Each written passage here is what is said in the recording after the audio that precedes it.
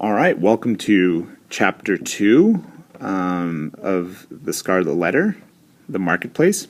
And so we're going to begin off right here, at this little section right here. So here we go. It was a circumstance to be noted on the summer morning when our story begins its course that the women, of whom there were several in the crowd, appeared to take a particular interest in whatever penal infliction might be expected to ensue. So we have these women who are just kind of like, ooh, curious, what's going to happen? Is someone going to die? Are we going to see some blood? Or is something really, there's just these women that just want to see some grisly action. I guess they're pretty bored at home, and so they like to see something, the government or the law to do something mean to somebody. Maybe makes them feel better. I don't know.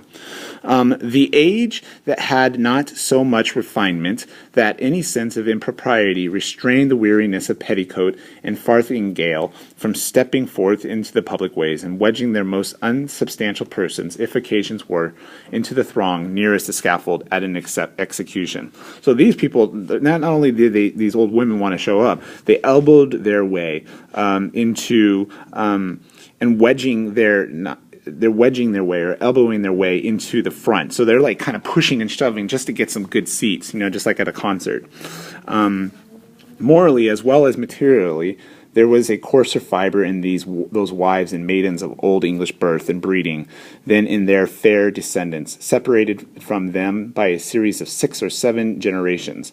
For throughout that chain of ancestry, every successive mother has transmitted to her child a fainter bloom, a more delicate and briefer beauty, and a slighter physical frame, if not a character of less force, solidity than her own. So we see here that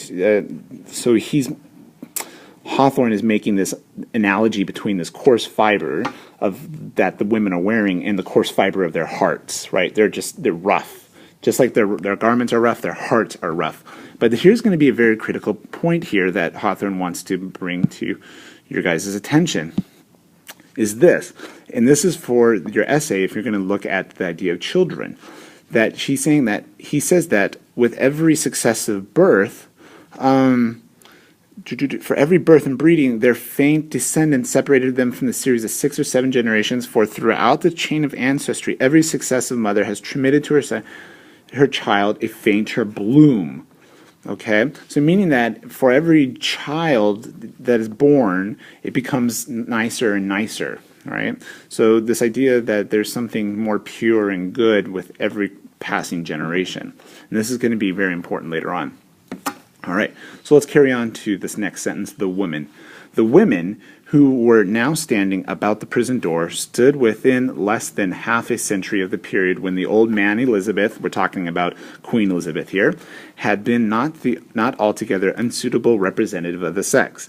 They were her countrywomen, and the beef and ale of their native land, and a moral diet, not a whit more refined, entered largely into their composition. The bright morning sun, therefore, shone on broad shoulders and well-developed busts, and on round and ruddy cheeks that had ripened in the far-off island, and had hardly yet grown paler and thinner in the atmosphere of New England.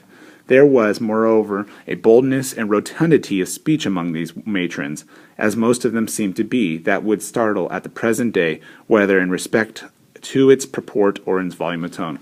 So immediately we see now these women, if they speak, when they speak, man, they are pretty strong, strong women. They're strong voices, right? And it would be kind of shocking to hear them talk. Okay, so this ends video number 2.